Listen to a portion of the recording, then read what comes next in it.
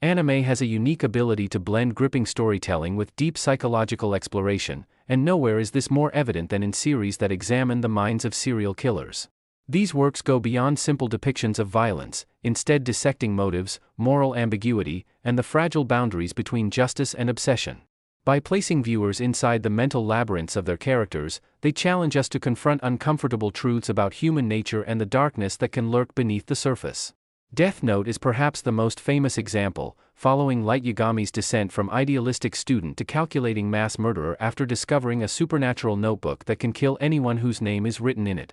His intellectual duels with the detective L are as much philosophical debates as they are battles of wits, forcing viewers to question whether justice can ever be absolute, or whether power inevitably corrupts.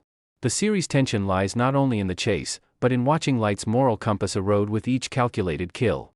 In Monster, the horror is chillingly human. Dr. Kenzo Tenma saves the life of a young boy who grows up to become Johann Liebert, a charismatic yet remorseless killer.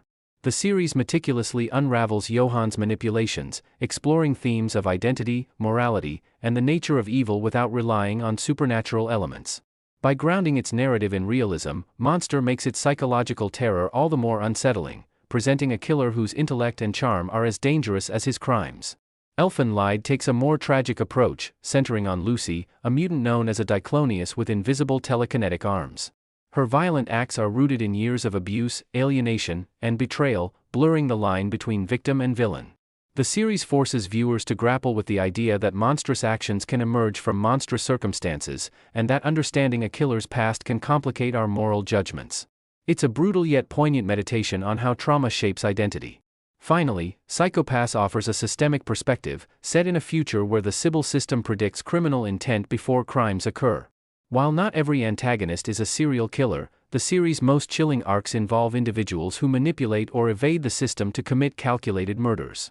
By questioning whether preemptive justice is ethical or even effective, Psycho-Pass turns the lens back on society itself, suggesting that the machinery built to protect us can be as morally compromised as the criminals it hunts.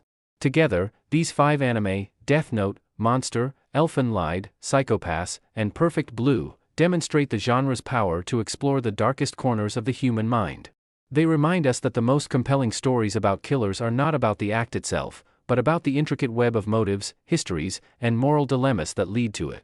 In doing so, they challenge us to confront the unsettling possibility that the capacity for darkness lies not just in them, but in all of us.